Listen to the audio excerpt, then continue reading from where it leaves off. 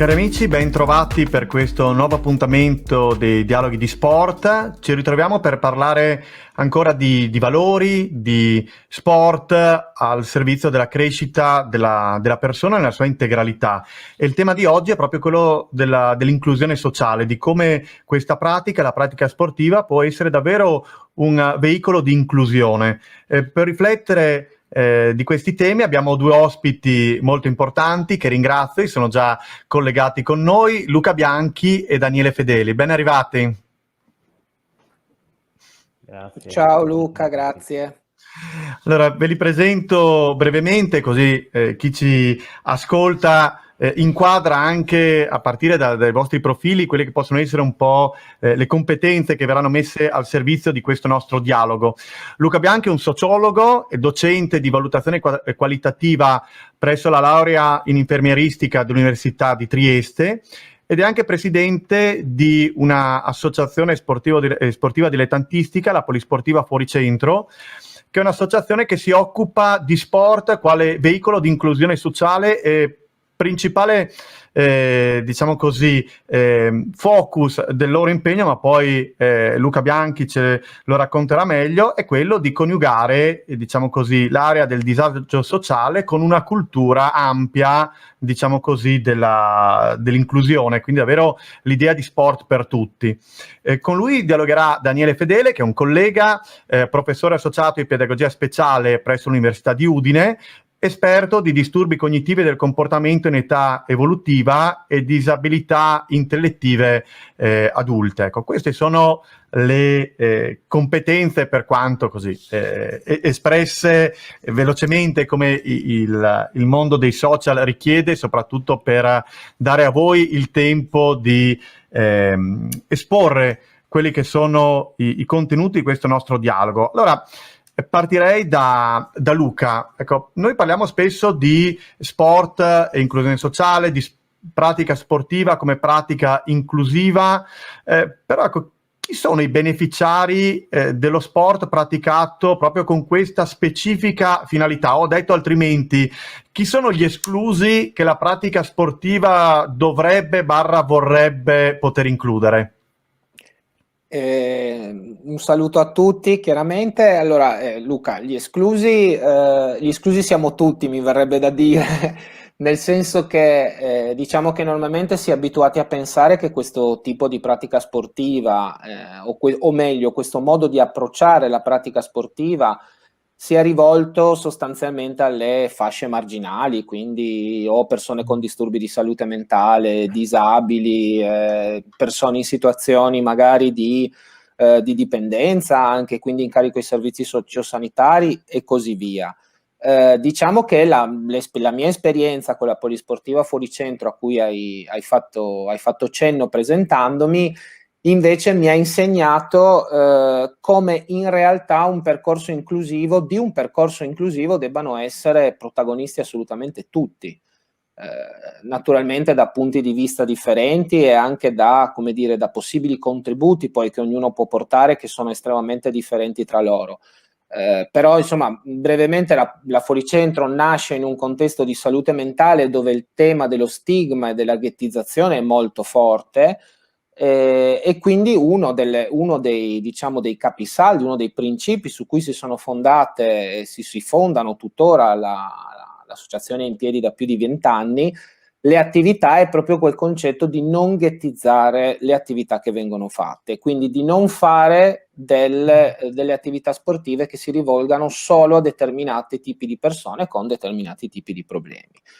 E diciamo che questo ci ha insegnato poi come, aprendo la porta un po' a tutti quanti, ci ha insegnato anche come l'inclusione sociale possa essere vista, diciamo, da due punti di vista in queste situazioni, nel senso dal punto di vista, diciamo così, per usare anche una terminologia tecnica, del beneficiario diretto, cioè appunto della persona che si trova a vivere momenti di difficoltà più o meno permanenti in base alla situazione e alla condizione che si trova a vivere, e che quindi ha bisogno dello sport. Poi magari questi temi ritorneranno chiaramente nel corso della chiacchierata con Daniele, si trova a vivere questi momenti di difficoltà, che attraverso lo sport proprio riesce magari a trovare un minimo di argine a queste difficoltà. Ma poi c'è anche il fondamentale ruolo di chi questo percorso, pur non trovandosi a vivere in un momento di difficoltà, contribuisce a crearlo.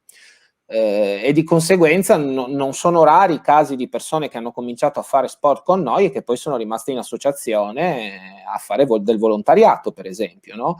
E quindi, come dire, se gli esclusi siamo tutti, i beneficiari al tempo stesso siamo tutti. Cioè, credo veramente che uno sport, un percorso inclusivo dello sport debba necessariamente, proprio per quella pervasività che ha poi lo sport anche nelle nostre società, debba assolutamente riguardare tutti, e chiaramente però in un'ottica e in uno spirito, come dire, di accoglienza anche rispetto all'altro, perché si tratta comunque di confrontarsi tra persone estremamente, nel momento in cui si fanno delle attività non ghettizzate, si trovano a confrontarsi tra loro delle persone veramente con delle enormi diversità al proprio interno. Possiamo avere il ragazzo, dal rifugiato politico al disabile mentale al disabile fisico, per sintetizzare insomma con un'immagine la situazione. Ci possiamo trovare appunto veramente di fronte a tante diversità che devono assolutamente essere accettate nella misura in cui poi si voglia dar luogo a un percorso inclusivo attraverso lo sport.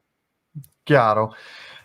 Tra l'altro, ascoltandoti mi viene in mente un altro appuntamento precedente di questo ciclo di incontri, quando proprio con Santo Rullo abbiamo già visto la problematica legata allo stigma, no? Quindi questo accenno che tu hai fatto, ecco, per chi ci ascolta magari è bene ricordare che anche le puntate precedenti sono sempre disponibili sul sito dell'istituto, oppure andando a cercarle sul canale YouTube, perché credo che l'importanza di questo tipo di incontri è quello di offrire una certa continuità anche di approfondimenti, per cui le cose che dicevi Luca credo che messe in dialogo anche con quanto avevamo detto in quell'occasione aiuta proprio a inquadrare bene il problema, no? Il tema dell'inclusione.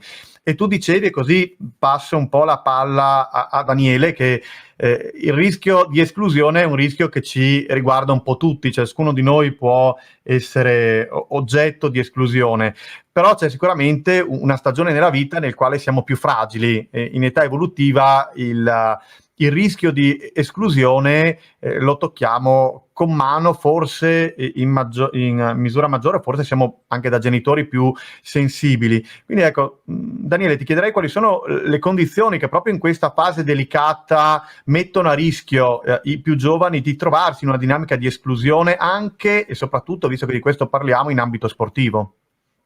Certo, ma sai, le condizioni a rischio di esclusione in età evolutiva sono diverse, sono tante. Prima Luca accennava ad esempio alle condizioni di disabilità conclamate che vengono in qualche modo riconosciute anche in campo sportivo da molti anni ormai. Concordo con quello che diceva Luca, poi il rischio poi di creare delle situazioni però troppo chiuse, delle situazioni ghettizzanti, questo ha assolutamente ragione. Pensando poi all'età evolutiva, però poi ci sono tutta una serie di condizioni, quelli che in ambito scolastico da qualche anno vengono indicati come dei bisogni educativi speciali, o qualcuno le chiama le disabilità invisibili, cioè quelle condizioni che riguardano una percentuale importante di bambini, non so, bambini con disturbi dell'attenzione e dell'iperattività, bambini con altre problematiche di quel tipo che non si manifestano con una disabilità conclamata, che però mettono in grande difficoltà questi bambini nel partecipare all'attività sportiva, soprattutto a mio avviso negli ultimi anni, quando è aumentata molto il livello di competitività e si è anche abbassato come fascia d'età. E quindi questi bambini che spesso lamentano difficoltà di autoregolazione comportamentale, per cui ad esempio possono apparire come bambini con difficoltà di coordinazione, di goffaggine motoria o difficoltà di sempre nel ricordare le regole o nel frenare gli impulsi, insomma tutta una serie di problematiche di questo tipo, rischiano di trovarsi rapidamente esclusi da un circuito sportivo quando questo diventa troppo precocemente competitivo, troppo competitivo. E questo, io poi mi occupo appunto molto di età evolutive, di bisogni educativi speciali in età evolutive, e questo è un grande problema, perché per questi bambini lo sport è una grandissima risorsa, da tanti punti di vista, dal punto di vista non soltanto di sviluppo di abilità motorie o cognitive, sempre dal punto di vista dello sviluppo dell'abilità di autonomia, dal punto di vista dello sviluppo delle abilità sociali, del livello di autostima e di autoefficacia. Allora c'è un campo, quello appunto quelli che in ambito scolastico chiamiamo bisogni educativi speciali, che rischia di essere un campo attualmente a rischio di esclusione, proprio perché, ripeto, non si tratta spesso di bambini che hanno una disabilità conclamata, motoria o intellettiva, rispetto alle quali c'è una tradizione, anche se con rischio di ghettizzazione di cui prima parlava Luca. Sono bambini che però hanno difficoltà a svolgere un'attività sportiva quando diventa troppo competitiva, e magari a 11-12 anni cominciano a trovarsi ai margini di quelle esperienze, e per loro rappresenta un'ulteriore esperienza di fallimento dopo l'ambito scolastico, talvolta via dicendo, quello diventa un'altra occasione di fallimento. Io, un rapidissimo cenno, io mi occupo molto di uno di questi disturbi, che è il disturbo del deficit d'attenzione e iperattività. E beh, ci sono veramente alcuni, negli ultimi anni c'è stata una crescente attenzione a come rendere lo sport praticabile anche per questi bambini. Ci sono delle esperienze anche in Italia interessanti su questo, che si sono però prevalentemente concentrate su attività sportive individuali, perché sono bambini più facilmente gestibili in rapporto uno a uno. Io credo che la grande sfida che noi abbiamo di fronte è permettere anche a questi bambini, se lo vogliono, di praticare quell'attività di gruppo che fanno i loro compagni e le loro compagne. Ecco, lì c'è una fascia dell'età evolutiva che è a rischio di esclusione. Questo sarebbe un gran peccato se non riuscissimo a intercettarla. Su questo poi torneremo, perché credo che il grande problema sia proprio nella gestione, no, di queste situazioni. Qui entra anche la figura, il ruolo dell'allenatore, che in qualche modo deve mediare, no, tutta una serie di attenzioni, di esigenze. Però su questo tornerei tra poco.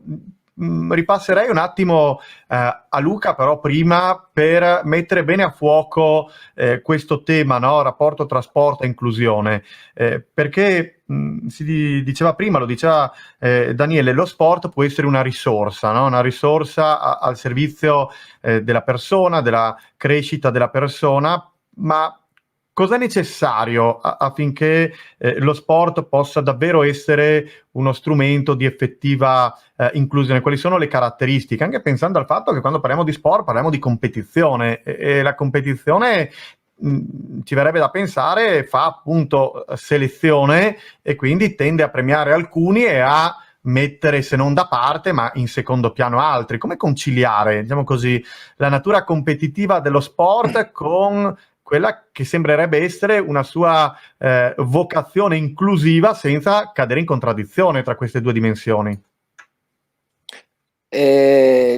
Diciamo che sicuramente la competizione è parte integrante dello sport, ma io l'ho sempre considerata la competizione un po' un effetto dello sport, no? Cioè, nel senso, nel momento in cui vado a fare della pratica sportiva, soprattutto nel momento in cui chiaramente mi confronto con altri, quindi questo può essere sia a livello individuale che di squadra, in termini di gara o di partita, di quello che è, l'ho sempre considerato come un effetto ineliminabile in qualche modo, che è presente e insito, però al tempo stesso non è lo sport. Voglio dire, no, lo sport è altro, no? Se pensiamo ad esempio alla definizione di sport che dà anche l'Unione Europea nel suo libro bianco adesso vado a memoria, del 2007 mi sembra che sia, no? Dove viene definito praticamente un patrimonio dei cittadini europei lo sport, e allo stesso tempo viene data un'importante definizione dello sport, cioè un'attività che ha potenzialmente la capacità di raggiungere tutti. Ecco, questa secondo me è la frase chiave sulla quale poi si gioca anche il discorso dell'inclusione dello sport, cioè la capacità di raggiungere tutti.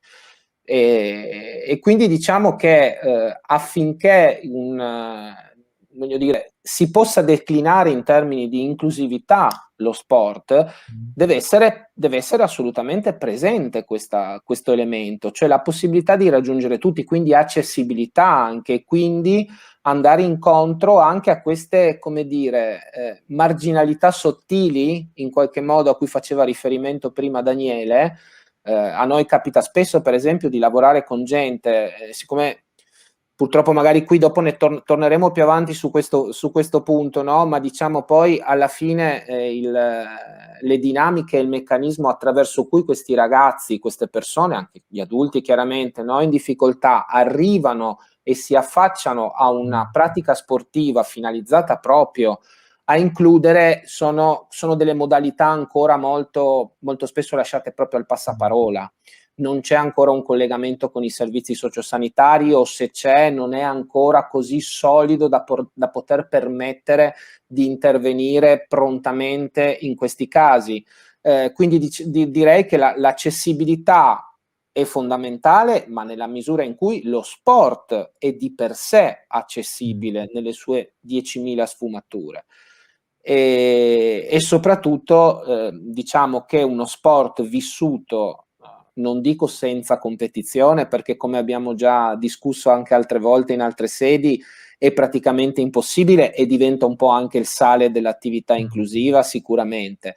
Però diciamo l'aspetto sicuramente che dal mio punto di vista gioca a favore dello sport in questi casi, nei casi appunto di suo utilizzo come veicolo inclusivo, è proprio quello di essere un complesso di attività, poi alla fine la pratica sportiva, che riproducono su scala molto minore quelle che sono anche le dinamiche della quotidianità, che possono essere dinamiche che riguardano le relazioni, dinamiche che riguardano il rispetto delle regole, gli ancoraggi che io ho nel mio contesto di vita poi per potermi muovere, no? Le aspettative e così via. Quindi proprio questa riproduzione su scala minore della vita, se vogliamo, che la pratica sportiva consente di vivere, io ho notato che dà la possibilità in molti casi alle persone che magari non riescono a gestire molte volte la loro vita proprio nella complessità delle varie sfaccettature, ecco, danno la possibilità di prendere dimestichezza, no? Un po'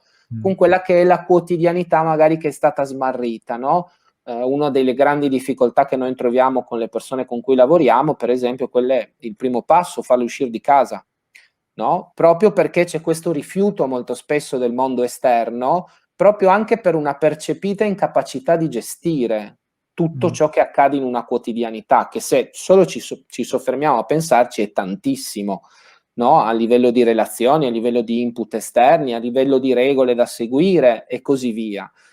Quindi è chiaro che quel momento, quelle 2 ore alla settimana, quelle 4 ore alla settimana, quel rettangolo di gioco, quello spazio all'aperto, ti danno la possibilità di gestire più facilmente e di riapprendere in certi casi, perché in certi casi si parla anche proprio di veri e propri percorsi di reinserimento rispetto a determinati target di persone, consente appunto lo sport consente di riprendere un po' dimestichezza o di prendere dimestichezza per la prima volta con ciò che sta fuori, diciamo fuori dal nostro io, fuori dalla nostra persona, ecco.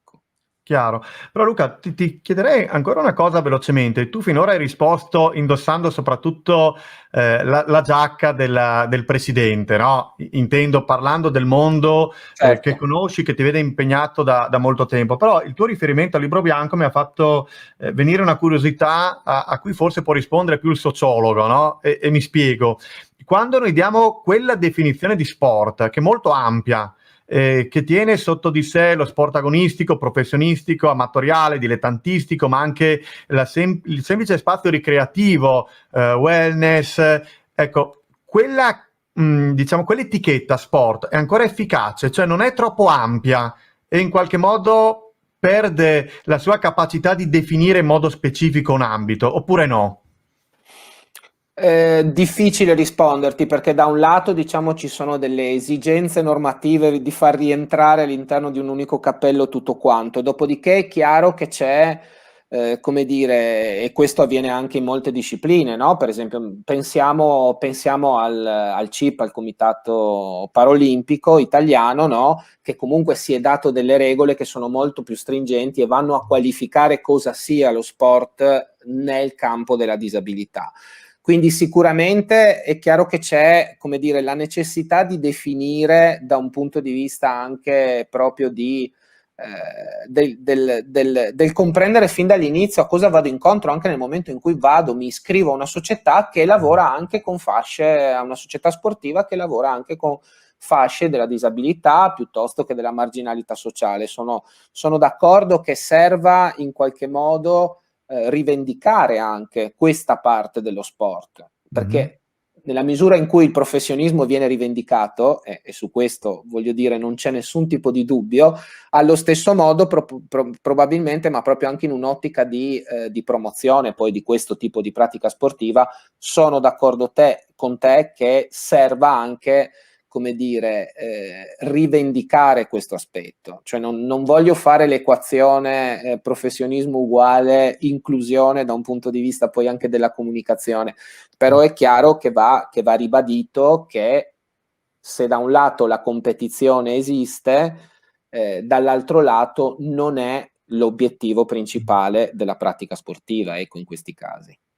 Perfetto, ti ringrazio su questo e poi arriviamo, Daniele, al tema dell'allenatore che mi sta particolarmente a cuore, però proverei solo a sentire anche te su questo tema, perché ho l'impressione che il nostro tempo oggi sia alla ricerca di un equilibrio molto complicato tra uguaglianza e riconoscimento delle differenze, no? Un po' lo vediamo nello sport, ma un po' in tanti ambiti, no? Cioè come riusciamo diciamo così, a custodire il senso buono dell'uguaglianza, dove tutti devono poter far parte, no? di una squadra, di un'esperienza, a trovare il loro spazio, e dall'altro lato però anche riconoscere quelle che sono le differenze di merito, di capacità. Ecco, secondo te questo equilibrio nella pratica sportiva come si gestisce? Gestendo categorie separate, riconoscendo ad esempio le diverse fasi evolutive, quelle che posso chiedere a un bambino dei pulcini non lo chiedo più ad un adolescente. Come si tiene assieme uguaglianza e differenza? È una domanda complicatissima, una domanda, non saprei darti una risposta veramente convincente.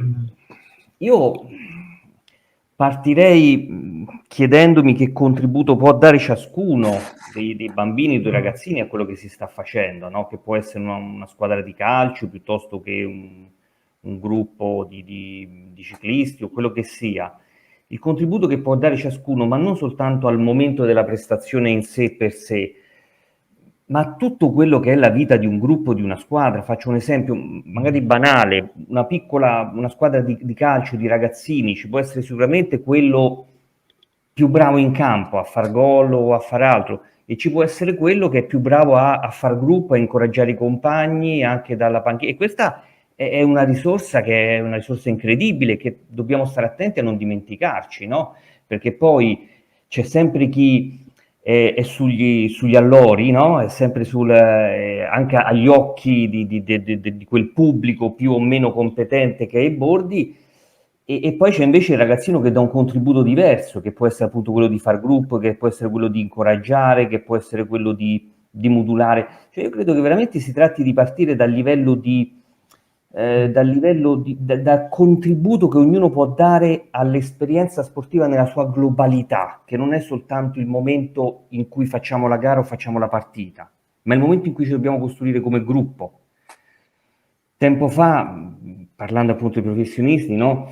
Scrivevo un post sulla Formula 1 e dicevo, noi esaltiamo il grandissimo pilota, è vero, ma tante volte una gara in Formula 1 si gioca sui centesimi di secondo, e tante volte quei centesimi di secondo sono conquistati nel cambio gomme da un meccanico che ha un casco e che nessuno riuscirà neanche mai a guardare in volto, che rimane e che magari arriverà alle cronache soltanto il giorno in cui gli cadrà il dado e fa perdere un secondo in più, tutti diranno che ha fatto lui perdere la gara, ma quando gliel'ha fatta vincere con una frazione di secondo nessuno glielo riconoscerà, e magari celebreremo il pilota che ha fatto più errori, ma su 70 giri di gara ha avuto più tempo per recuperare. Io che mi gioco tutto come meccanico in un secondo e mezzo, io non ho possibilità di errore, però sarò quell'anonimo meccanico col casco in testa di cui nessuno parlerà. Ecco, trasportato in età evolutiva, secondo me bisognerebbe riflettere sul contributo che ciascun bambino è in grado di dare all'intera esperienza di quel gruppo. Questo credo che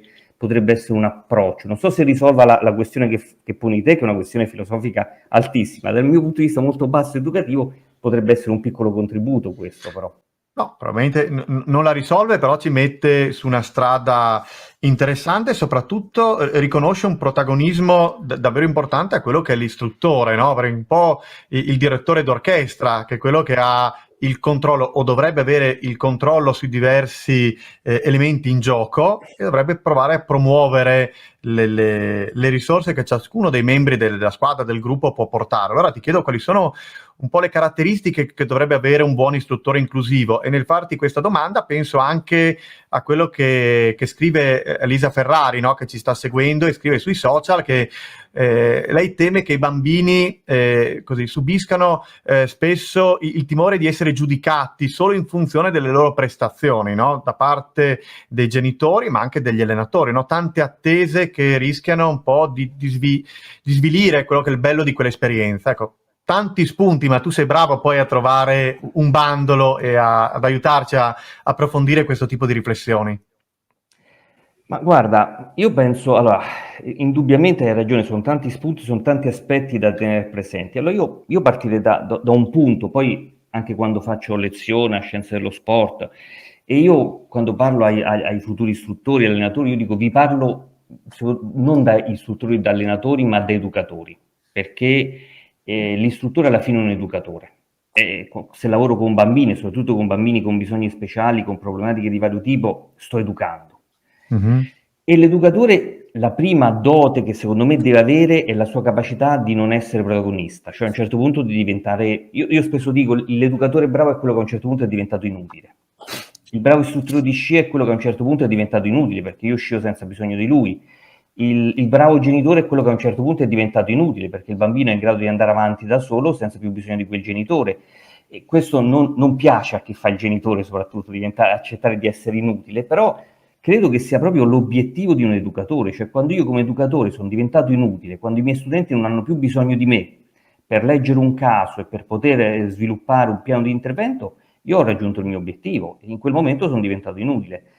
Quando un istruttore, un allenatore, un insegnante vuole essere troppo protagonista, lì c'è un primo problema. L'altro elemento di riflessione, io credo che un buon istruttore, un istruttore inclusivo deve essere soprattutto un istruttore molto autoconsapevole.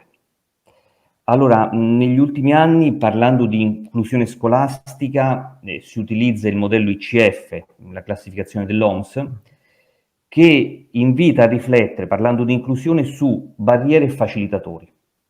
E le barriere facilitatori non sono solo le barriere facilitatori e le barriere architettoniche, ma le barriere possono essere anche le persone, le barriere possono essere anche gli atteggiamenti delle persone. Cioè io come istruttore, come educatore, come insegnante posso essere un facilitatore per i bambini con cui lavoro, posso essere una barriera nel mio modo di pormi, negli obiettivi che pongo, negli atteggiamenti che io ho. L'istruttore che guarda i bambini e già dopo averli guardati un mese ha stabilito chi è portato per uno sport e chi no, chi ha talento e chi no. Noi in passato parlammo del tema del talento, no? Io il tema del talento, non dico che non esista il tema del talento, ma lo trovo pericoloso, lo trovo rischioso, perché io mi convinco che un ragazzino non ha talento e non mi ci impegno più per tirarglielo fuori.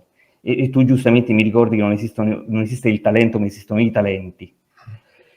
Un istruttore inclusivo deve essere un istruttore autoconsapevole, cioè un istruttore che deve sapere in ogni momento se col suo modo di essere, con le sue relazioni, con i suoi atteggiamenti sta ponendosi come un facilitatore o sta diventando una barriera. Come aspettative, prima appunto tu citavi il tema delle aspettative, io ricordo qualche anno fa a Lessi avevano fatto in una scuola calcio giovanile delle interviste ai ragazzini e ce n'era uno che raccontava una cosa molto divertente, perché lui diceva: quando ho la giornata storta in campo, che mi va male, insomma, che sbaglio in campo le sento dai miei compagni che me ne dicono di tutti i colori. Poi torniamo negli spogliatoi sconfitti e le sento dal mio allenatore che mi dice che ho sbagliato questo e quell'altro. Poi esco e mi aspetta fuori mio papà, che di nuovo mi dice anche lui dove ho sbagliato e dove non ho sbagliato e cosa ho sbagliato. E poi aggiungeva, mio papà non ha mai giocato a calcio. È interessante, cioè mi spiega dov'è che ho sbagliato io a giocare a calcio, ma lui non ci ha mai giocato. E io mi metto nei panni di un ragazzino, appunto a proposito della paura di essere poi giudicati per le prestazioni, si sente giudicato dai compagni, e sappiamo che purtroppo poi i ragazzini sanno essere anche giudici severi tra di loro, no? Se non vengono educati. Da allenatori che si pongono troppo come protagonisti, ok? Per cui voglio emergere con la mia vittoria, no? Più che far crescere i bambini, e poi dai genitori che hanno iperinvestito in aspettative. I bambini in tutto questo sono schiacciati. Se poi il bambino ha già delle sue difficoltà, delle sue problematiche, rischiamo che veramente per lui il momento dello sport diventi pesante proprio emotivamente, non dico un incubo, ma non un'esperienza invece positiva di quelle che ti fanno crescere positivamente, no? Quindi credo che insomma chi lavora con bambini, soprattutto con bambini con problemi di questo tipo, debba avere una grandissima autoconsapevolezza in tutti questi aspetti. Daniele, facevi riferimento un po' a una riflessione che abbiamo fatto più volte sul tema del talento e su come la nostra società, anche il nostro approccio allo sport, sia forse un po' troppo sensibile al mito del talento, no? Quasi fosse quel qualcosa che o ce l'hai per dono di natura e quindi tutto ti viene facile, oppure non ce l'hai ed è inutile che ti impegni. E invece sappiamo che chi davvero ha talento ha un patrimonio di capacità, no? È un mix, è ad esempio un grande talento a saper apprendere dagli errori. Tutti sbagliamo, non tutti sanno imparare allo stesso modo dalle esperienze negative, così come la tenacia, no? La capacità di resistere alla fatica. Io faccio spesso l'esempio di Mennea, non era un fenomeno atletico, aveva però la capacità di reggere carichi di allenamento che altri non riuscivano a reggere. Però, e vengo a Luca, c'è anche un tema di... mi esprimo male, ma spero che tu riesca un po' a capire cosa intendo, di talento che manca, no? Quindi ci troviamo di fronte a dei casi che sembrano non essere proprio fatti per lo sport, eppure che hanno voglia di fare esperienza sportiva, di stare all'interno di una squadra, di stare con compagni nel tentativo di vincere una gara. E uno sport per tutti deve essere uno spazio adatto anche a chi non ha evidentemente in modo esplicito un talento sportivo. Allora la domanda è questa: quali sono, diciamo così, le forme, le competenze che uno sport davvero per tutti dovrebbe avere per essere un'esperienza che mira realmente all'inclusione? In effetti di talenti al contrario ne ho visti parecchi Lo so, per in quello. questi anni, quindi come ho visto anche genitori di talenti al contrario, insomma potrei raccontare il tema, diciamo le situazioni erano delicate, quindi non scenderò troppo nei dettagli, ma effettivamente poi quello che diceva appunto Daniele di aver visto e di aver sentito, di aver letto anzi nelle interviste ai bambini, vi assicuro che succede anche nel campo del disagio, ecco, disagio mentale, quindi voglio dire, purtroppo ci si scontra con queste situazioni che in alcuni casi sono veramente grottesche, riescono ad aggiungere al grottesco proprio, no? Però al netto di questo, allora, anche di istruttori noi ne abbiamo visti tanti e abbiamo visto anche tanti istruttori essere una barriera, utilizzando l'espressione a cui faceva riferimento prima Daniele. Istruttori che magari dal punto di vista tecnico erano assolutamente bravi nel loro sport, ma non riuscivano proprio nel quello che forse prima abbiamo definito come contorno delle 2 ore di allenamento, dello sport, no? Quindi della trasferta, del quarto d'ora prima nello spogliatoio, della mezz'ora dopo della doccia, delle chiacchiere fuori dalla palestra o fuori dal campo da calcio, e quindi poco bravi a tenere proprio questo, come dire, a tenere in su la comunità poi alla fine, perché quello che si viene a creare poi alla fine è una piccola comunità. E l'idea che mi sono fatto, che tra l'altro ho messo fuoco veramente, veramente di recente, andando a leggere uno studio che è stato fatto in Inghilterra, dove sostanzialmente si andava a vedere quali erano le caratteristiche dei medici che inserivano nei propri piani terapeutici lo sport.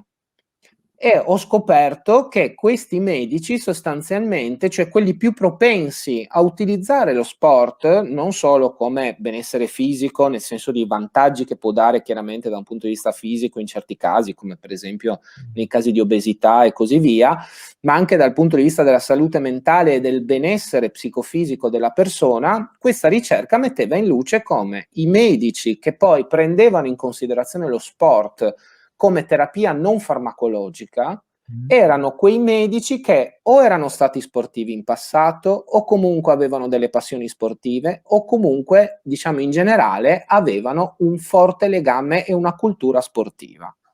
Ecco, allo stesso modo mi ha dato questa lettura, mi ha dato modo di riflettere su come, ci sono due poli tra cui è presa la persona, diciamo, con dei problemi di marginalità o di disabilità, no? Che è un po' quello della famiglia, degli educatori, dei medici che lo seguono, diciamo di quell'equipe di persone che lo seguono, e dall'altra appunto la componente sportiva. Ecco, io credo che queste due componenti, quella sportiva e quelle che si occupano delle professioni di cura e assistenza, in buona sostanza, debbano in qualche modo ibridizzarsi, no? Cioè deve esserci un po' di sport in chi poi può concretamente nei piani personali, nelle progettazioni personalizzate inserire lo sport, ma deve esserci anche un po' dell'educatore, deve esserci un po' dello psicologo, deve esserci un po' dell'assistente sociale anche nell'allenatore, nell'istruttore sportivo. Cioè deve esserci quella sensibilità verso la persona che fa sì che si vada decisamente oltre il talento e che possa fare in modo proprio che poi ognuno possa esprimersi, come diceva prima Daniele, secondo le proprie possibilità, perché questo vale per i bambini, ma vale, mi viene da dire, a maggior ragione su persone strutturate come gli adulti, cioè dove l'autostima, la mancanza di autostima, per esempio, può provocare dei danni, come dire, dei danni relazionali, dei danni esistenziali fortissimi.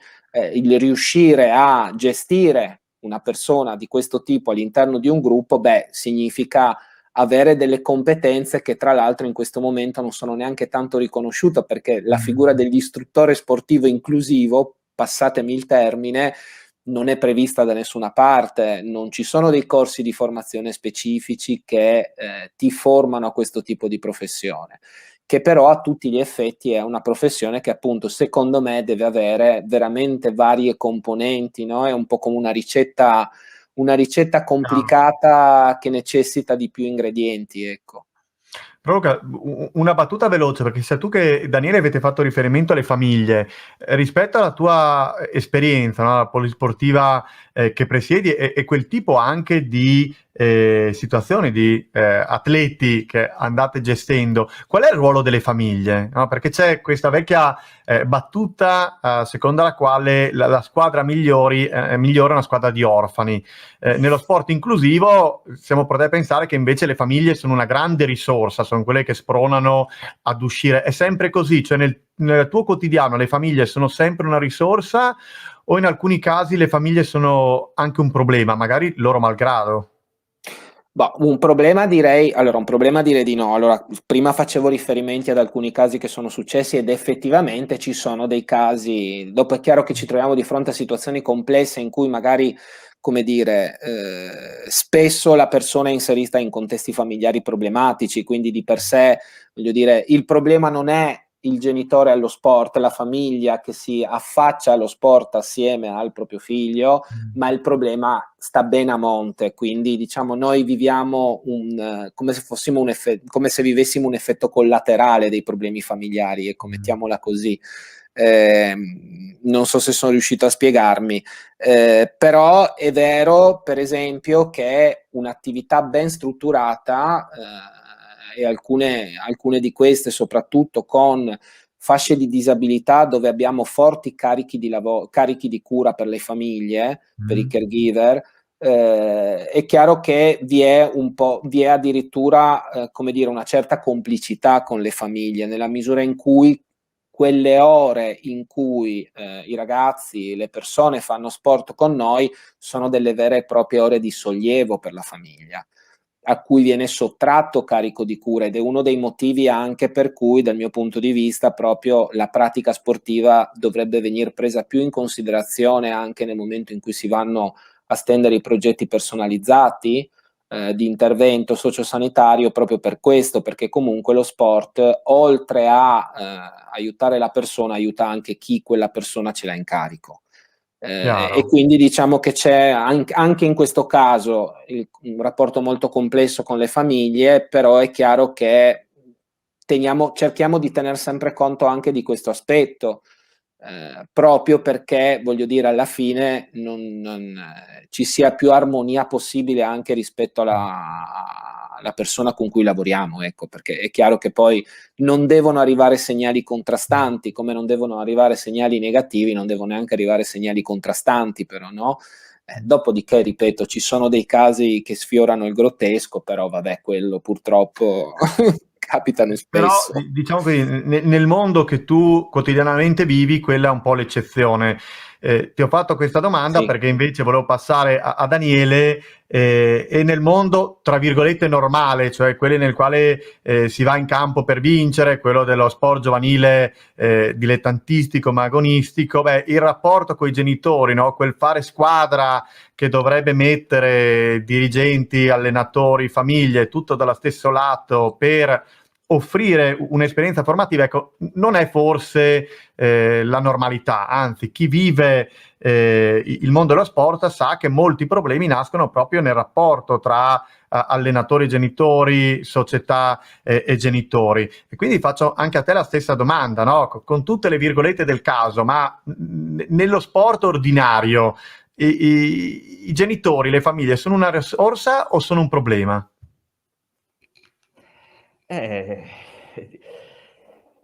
Dovrebbero essere una risorsa, credo che spesso siano una risorsa, talvolta diventano un problema, forse neanche volendo essere un problema, nel senso che io partirei da un punto: sicuramente i genitori oggi hanno un livello di coinvolgimento con i figli molto maggiore rispetto al passato.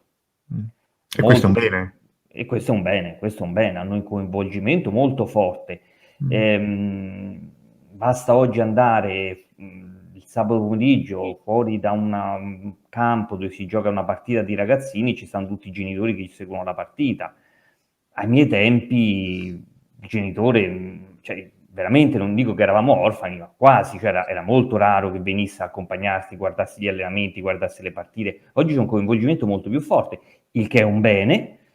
È chiaro che questo può avere due effetti se non si sa modulare adeguatamente il proprio livello di coinvolgimento. Uno, quello che dicevamo prima, di investire il ragazzino di aspettative eccessive, soprattutto in un mondo come l'attuale, che io credo che stia precocizzando un po' tutta l'infanzia, su tutta una serie di aspetti, non solo su quello sportivo. E quindi il voler vedere il prima possibile appunto il talento, il campione e via dicendo. E poi l'altro aspetto è il fatto che quel coinvolgimento, se non è ben modulato, mi porta a entrare in conflitto con l'allenatore o comunque con chi gestisce, con l'istruttore e via dicendo, che però, se tu vedi, è lo stesso livello di conflittualità che oggi c'è, ad esempio, tra la famiglia e la scuola, ad esempio. E anche lì basta andare ai bordi di un campo di calcio dove c'è una partita di ragazzini e non sentirai soltanto l'allenatore che dà le sue istruzioni urlando, più o meno, ma sentirai tutti i genitori che fanno la stessa cosa a bordo campo, spesso in maniera del tutto contraddittoria con quello che sta dicendo l'allenatore, per cui poi spesso il bambino è bombardato da stimoli tra di loro contraddittori. Quindi io direi è molto positivo il coinvolgimento e può essere un grande ruolo quello della famiglia, però deve essere anche lì, richiede una maggior autoconsapevolezza, una maggior capacità di modulare, e richiede porsi una domanda, secondo me, cioè: perché sto facendo fare questo sport a mio figlio? Quale sia lo sport e quali siano le problematiche del bambino, ma veramente qual è il mio obiettivo per cui lo porto a fare quello sport? Cosa voglio che in lui si sviluppi? Prima tu parlando di talenti facevi riferimento alla capacità di resistere nello sforzo, no? Il tema della persistenza oggi in età evolutiva è un tema importante, perché i bambini di oggi sono poco abituati a persistere e forse sono poco abituati anche perché hanno troppa facilità nel cambiare. Oggi i bambini di oggi hanno una possibilità di fare tanti sport cambiando rispetto al passato, e quindi quando non mi viene tanto bene una cosa ne faccio subito un'altra, poi ne provo un'altra ancora, e lasciano interrotte tutta una serie di esperienze. Ecco, io credo che se la famiglia, ad esempio, lavorasse per utilizzare lo sport, per insegnare a persistere, a resistere alla fatica, resistere alla frustrazione del non sentirmi bravo quanto il compagno, che ci può essere pure quello, ma poi, ecco, questo può in questo senso la famiglia può diventare una grande risorsa. Se invece si fa prendere da aspettative, da una precocizzazione eccessiva, lì potrebbero nascere più problemi che altro.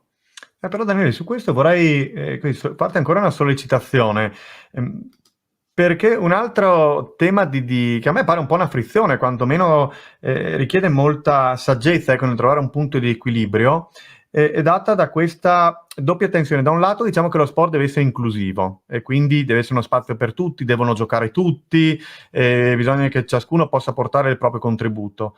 E dall'altro lato, quello a cui tu facevi riferimento anche con queste ultime battute, lo sport è un luogo esigente, no? Dove non è che te ne puoi andare solo perché ti sei stufato, dove dovresti saper allenare la tua capacità di persistere anche nelle difficoltà, accettare la frustrazione, no? Di vedere giocare uno e riconoscere che è più bravo, accettare di essere misurato da altri, non semplicemente dai tuoi desideri. Io posso voler essere il più grande campione, ma qualcuno deve riconoscermi tale, no?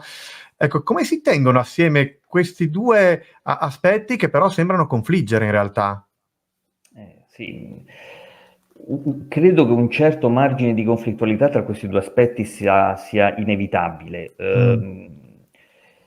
Credo che siano opportune due riflessioni. Da un lato, quello che dicevo prima, questa conflittualità non l'anticiperei troppo.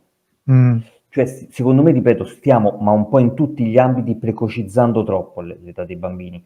Mi capitò una volta a bordo di un campo sentire due papà che parlavano durante una partita e uno faceva all'altro, ma adesso è ancora piccolino, ma il prossimo anno vorrei farlo vedere a un osservatore per farmi dire se è in grado di oppure no. E parliamo di bambini di 8-9 anni, cioè tu a 8-9 anni già ti poni il problema di farlo vedere da un osservatore per farti dire se è in grado oppure no.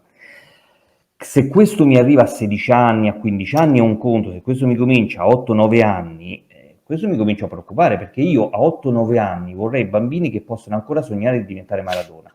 Poi magari a 14 anni hai l'età, la maturità per dire, non sono stato in grado di diventare Maradona, ma mi diverto lo stesso a giocare a calcio con gli amici. A 8-9 anni io posso avere dei sogni e vorrei che quei sogni fossero protetti, e poi vorrei intorno degli adulti che mi aiutano a superarli in maniera realistica, no? Nel momento in cui non tutti diventiamo Maradona o quello che sia. L'altro aspetto che potrebbe aiutarci è una cura molto individuale di ogni singolo, cioè anche lavorando col gruppo, riconoscere a ognuno di loro dei piccoli traguardi che stanno raggiungendo. Quindi non confrontandoli col compagno, ma confrontandoli con dove stavano ieri. Rispetto a ieri sei un passetto avanti col tuo ritmo, ma sei un passo avanti. E rispetto all'altro ieri sei 2 passi avanti. Questo andrebbe a rinforzare quel senso di autoefficacia, di autostima, che anche di cui hanno bisogno soprattutto i bambini che hanno poi delle problematiche, no? Che andando avanti con l'età si vedono sempre più lasciati indietro dai compagni senza problemi che loro rimangono indietro, e invece fargli vedere che oggi stanno un passo avanti a dove stavano ieri. Questa è una grandissima risorsa, però questo richiede che chi lavora con i bambini, con i ragazzi, abbia veramente la capacità di porre cura a ciascuno di loro, quasi con un percorso individualizzato pure all'interno del gruppo, no? E per ognuno di loro riuscire a individuare quel passetto in più che hanno fatto rispetto a ieri. Poi non tutti arriveremo a essere campioni, non tutti arriveremo a eccellere, ma ho fatto un passetto in più di ieri e mi sto divertendo, e qualcuno me lo riconosce, e questo mi spinge a persistere poi. Sì, probabilmente è un problema di scalabilità dei modelli. Noi prendiamo il modello dello sport che vediamo in televisione e lo applichiamo senza troppe mediazioni a tutti i livelli, facendo un sacco di danni. Invece probabilmente dovremmo adattare i modelli ai ragazzi, alle loro qualità, alle stagioni che stanno vivendo. Se posso una battuta rapidissima, per Certo. un po', mi capitò tempo fa appunto in un incontro in cui si parlava di altro, però facevo riferimento al fatto che dicevo, bisogna stare attenti al tema del talento con i bambini troppo piccoli, perché come si fa? Rischiamo di perderci per strada dei bambini solo perché pensiamo di non avere il talento. E un signore mi interrompe dicendo, ma guardi, lei forse non ha mai visto i filmati di Messi. Messi si vede da piccolissimo chi è che era Messi, che aveva un grande talento. Dico sì, ma possibile che possiamo pensare, quando parliamo di giovani calciatori, soltanto a Messi? Tra Messi e il basso c'era una infinità di sfumature, e io credo che molti ragazzini poi imparino e vogliono giocare a calcio. Certo, magari sognano pure a un certo punto dello sviluppo di diventare Messi, ma poi a un certo punto si rendono conto che a loro piace giocare, ma non posso fare il confronto, perché sarebbe come a scuola che noi tarassimo tutti rispetto a Einstein, Leonardo e via dicendo, ma c'è un'infinità di sfumature, ognuno trova soddisfazione nella sua sfumatura. Su questo della scalabilità sono perfettamente d'accordo con te su questo No, aspetto. no, e poi tra l'altro ad hominem potremmo anche rispondere che se questo vale con Messi, non vale per tante altre storie di campioni che invece sono maturati proprio nel tempo, che a quell'età nessuno avrebbe mai investito su di loro, e invece sono venuti fuori nella distanza perché avevano proprio bisogno di fare determinate esperienze, di maturare anche magari fisicamente con un ritmo che i loro coetanei non hanno avuto, no? Magari sono stati più veloci i loro coetanei.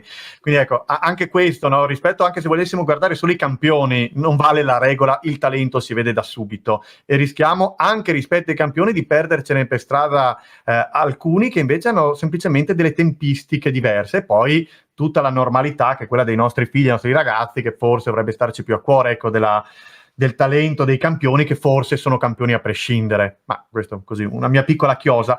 Luca, stiamo arrivando un po' alle battute finali, però vorrei farti parlare anche di una cosa molto particolare che ti vede protagonista. C'è uno sport che ha la parola inclusione nel nome, del basking, no? Il basket inclusivo, basket integrato.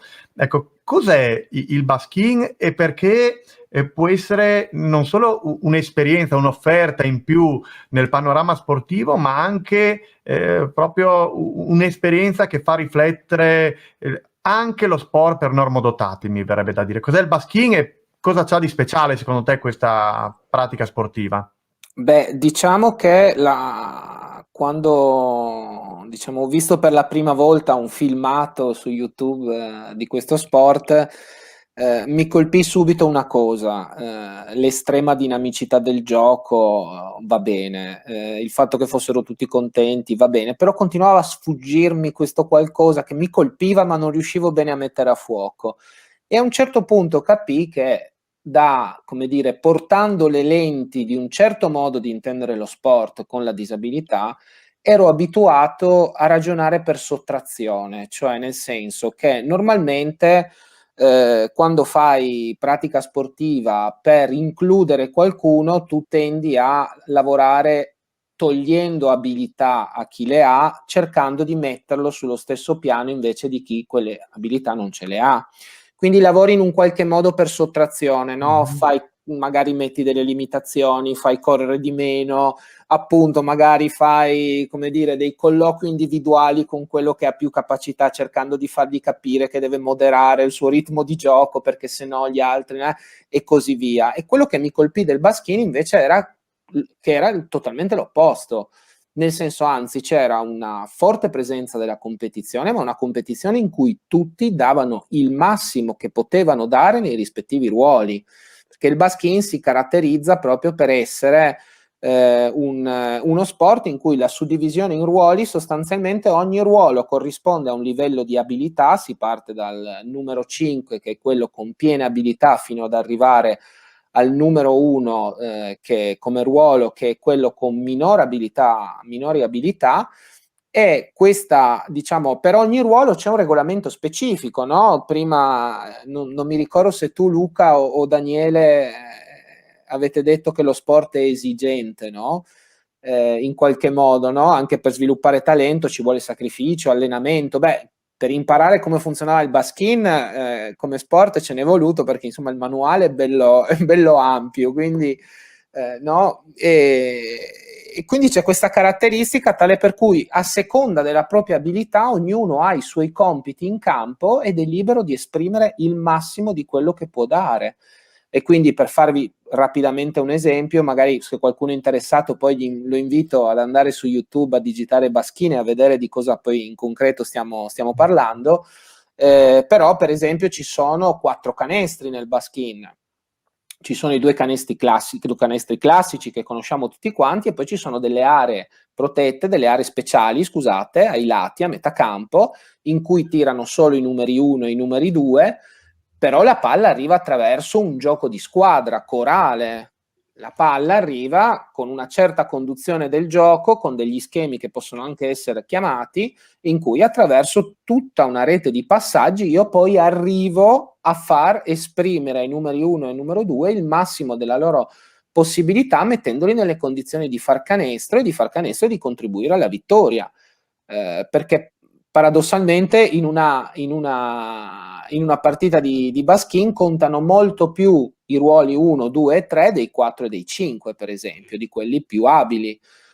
Quindi diciamo adesso col poco tempo che abbiamo è difficile trasmettere poi la ratio un po' anche di questo gioco, ma veramente vi invito ad andare a buttare un occhio perché è molto interessante, ed è un movimento che nella regione qui, nella nostra regione, in Friuli Venezia Giulia, sta prendendo abbastanza piede. C'è un campionato regionale, c'è una sezione territoriale Baskin Friuli Venezia Giulia, ci sono altre sezioni territoriali a livello nazionale, e adesso che speriamo sia passata l'emergenza della pandemia e potremmo ricominciare, ricominceremo da dove avevamo finito, quindi con il campionato nazionale che si svolge sotto l'egida di questo nuovo ente di promozione sportiva del CIP, del Comitato Italiano Paraolimpico, che si chiama proprio EISI, Ente Italiano Nazionale Sport Inclusivi, che ha proprio l'obiettivo di promuovere, anche in un'ottica di quello che ci si diceva prima, Luca, sull'estrema genericità alle volte del termine sport,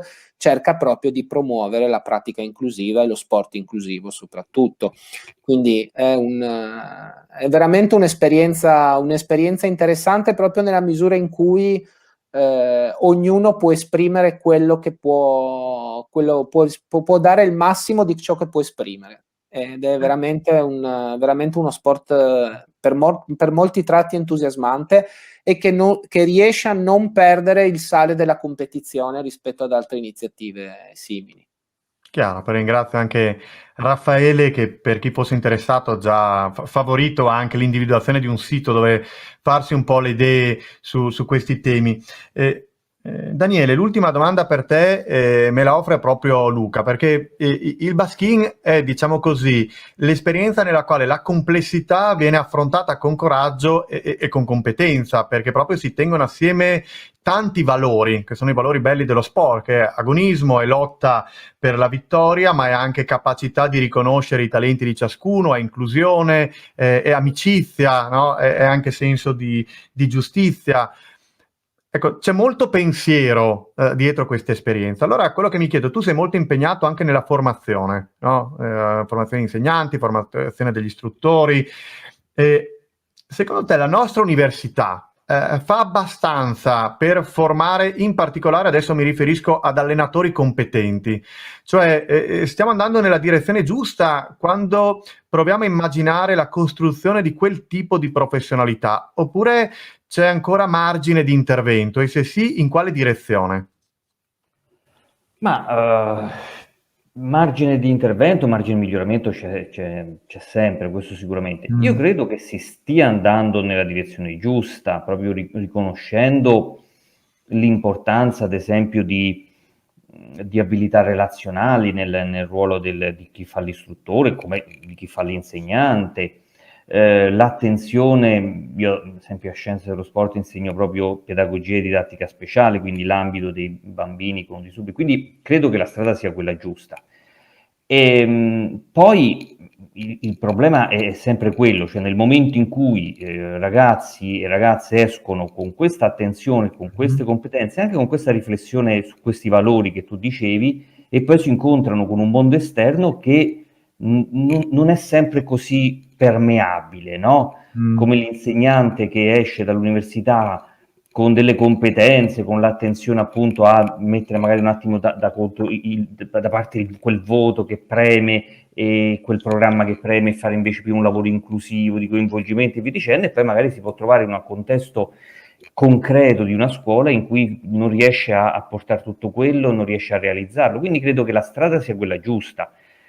Poi la difficoltà è far sempre incontrare questi due mondi, quindi sicuramente c'è ancora molto da lavorare su questo, sicuramente, però credo che la direzione sia quella che dobbiamo compiere, proprio quella di riuscire a ragionare in termini di contesti inclusivi. Quindi negli anni ci siamo anche nel campo della pedagogia e della didattica speciale, appunto molto specializzati per tipi di disabilità, per tipi di disturbo. Adesso dobbiamo riuscire a superare quella fase e arrivare a un discorso più inclusivo, che non è semplicissimo, perché tutte le questioni che tu hai posto durante questa chiacchierata sono questioni tutte aperte, tutte veramente da dover affrontare. La direzione non a caso, non a caso parlavo di complessità, però la complessità per essere affrontata ha bisogno anche di spazi. Qui semplicemente apriamo delle domande che spero in chi ci ascolta dopo diventino l'occasione per ulteriori approfondimenti. Il nostro tempo è quasi scaduto, però siccome è un dialogo mi piacerebbe davvero che l'ultimissima domanda ve la faceste voi, quindi partirei da Luca. Se anche rispetto a quello che hai ascoltato hai tu una curiosità, una domanda da porre a Daniele?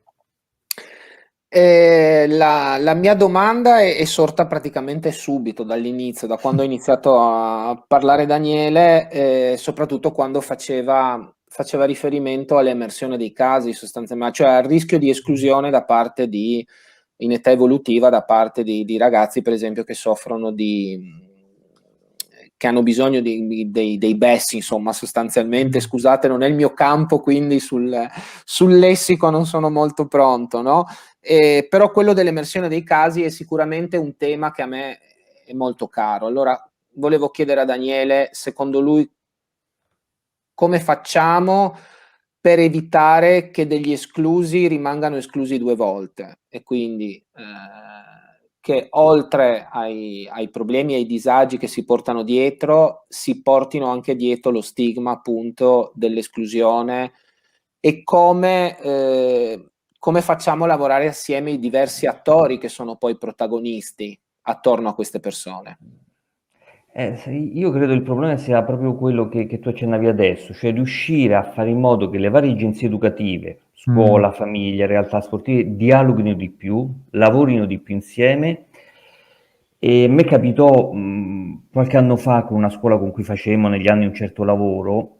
Un anno io dissi, avevamo fatto anche un gruppo di insegnanti e genitori insieme, dissi, poniamoci una domanda: che bambino vorremmo che uscisse da questa scuola? Cioè, alla fine di questo percorso, che bambino vogliamo? Uno che sa tutte le tabelline, le province delle regioni a memoria, uno che sa autoregolarsi e aiutare il compagno in difficoltà, uno che sa distinguere il bene dal male. Dovremmo porci questo, e allora poi ognuno di noi che contributo può dare per costruire questo bambino qui. Ecco, io credo che dovremmo partire forse anche da qui alla stessa maniera, cioè veramente mettere intorno a un tavolo le varie agenzie educative, scuola, famiglia, mondo dello sport, che dialoghino tra di loro e si dicano che tipo di bambino vogliamo far uscire da qui. Fare quasi un ricevimento come gli insegnanti che ricevono i genitori a scuola, così gli istruttori, ma come diceva Lodi, non per parlare di voti, di cose, ma ci sediamo intorno e ci facciamo una chiacchierata su che bambino vorremmo avere. Ecco, io credo che sarebbe una cosa interessante questa da fare, perché risolverebbe anche tutti quegli elementi di ma proprio di conflittualità che tra volte ci sono tra le varie agenzie educative. Lavorare proprio sul progetto educativo che assieme vogliamo custodire e promuovere. Tu Daniele hai una curiosità, una domanda da porre a Luca? Sì, a me devo dire, in questa chiacchierata molto interessante abbiamo parlato di tutti coloro che rischiano di essere esclusi dal mondo dello sport, no? Allora, visto lui ha anche un doppio ruolo, sia di sociologo sia di presidente di un'associazione sportiva, e questo è interessante, volevo chiedere a lui invece se vede il rischio che sia lo sport il grande escluso, cioè spesso in ambito scolastico, quello di cui mi occupo, Lo sport è il grande escluso, cioè quando dobbiamo recuperare il programma in qualche materia, la prima cosa che salta è l'attività motoria. Quando il pomeriggio il ragazzino deve fare i compiti per il giorno dopo, se non riesce a farli tutti, la prima cosa che salta è l'allenamento sportivo. Rischiamo che nella società di oggi, anche rispetto ai temi della marginalità che tu dicevi, il grande escluso possa essere lo sport, cioè tolto quel grande sport professionistico, intoccabile, ma lo sport proprio di base rischia di diventare il grande escluso, cioè ce lo dimentichiamo un po'. Sì, direi addirittura che più che un rischio è quasi una concretezza, ecco, che ciò accada. Io credo che ormai ci troviamo di fronte a questa situazione in cui lo sport non solo è stato, lo sport di base viene mangiato da motivi anche di opportunità, se vogliamo, di razionalizzazione, di ottimizzazione dei tempi, ma anche dallo stesso sport professionistico. Cioè quegli atteggiamenti che tu raccontavi prima e quel dialogo tra i due papà che uno lo voleva già portare a far visionare da un talent scout a 8-9 anni, già quella cosa lì mangia lo sport di base, cioè mette un'enfasi terrificante sullo sport professionistico come unico obiettivo dello sport. Difatti probabilmente il problema più grosso forse è non tanto quello di riuscire a far emergere i casi da portare allo sport per portare un beneficio, un contributo, ma ancora prima forse c'è proprio da fare entrare lo sport, rientrare in alcuni contesti, come la scuola per esempio, ma farlo entrare anche per esempio nei servizi sociosanitari. Molto spesso sono già presenti, assolutamente, perché ci sono diverse anche qui a livello cittadino, ma anche a livello nazionale, a livello europeo, a livello mondiale, ci sono moltissime esperienze di sport che viene usato anche dai servizi sociosanitari, nei piani riabilitativi e quant'altro, ma molte volte invece la difficoltà nel momento in cui si vanno ad aprire nuove strade è proprio quella di proporre, di accettare che lo sport, di comprendere più che di accettare che lo sport possa anche essere questo. Cioè possa essere qualcosa che potenzialmente può raggiungere tutti, appunto richiamando il libro bianco, ma al tempo stesso è quel qualcosa che ti dà poi quella sensibilità e quella cultura rispetto allo stare assieme, al condividere degli spazi, al condividere delle dinamiche di relazione, che poi può aiutarti anche nella vita quotidiana. Quindi assolutamente il rischio è assolutamente quello di darlo per scontato, direi alla fine, di darlo per scontato, sì, sicuramente il rischio c'è. Luca, ti ringrazio te davvero, ringrazio Daniele per questa bella chiacchierata. Il tempo è volato, immagino ci sarebbero ancora tante domande, però un po' come quando si va a mangiare fuori, alzarsi a tavola con un po' di appetito è buon segno, perché vuol dire che non è stato troppo e che ci viene voglia di tornare ancora in quel ristorante, continuare ad approfondire ancora. Per cui davvero Luca, Daniele, grazie di cuore. A tutti gli amici che ci hanno seguito, solo una battuta per ricordare che di questi tempi e di questi temi continueremo a parlare ancora tra 15 giorni. L'invito è per il 7 giugno, sempre di lunedì, sempre alle 18. Avremo ospiti due pedagogisti, Giuseppe Milan dell'Università di Padova e Davide Zolletto, che è un collega di Udine. Il titolo dell'incontro è Giocando si impara, quindi proveremo a metterci in ascolto della lezione dello sport, cosa questa pratica, come abbiamo visto oggi, se praticata bene, con intelligenza, può far apprendere ai nostri figli e anche a noi che da adulti desideriamo continuare a fare attività sportiva. Per cui Luca, Daniele, grazie ancora e buona serata, e a tutti voi che ci avete seguito, arrivederci al 7 giugno.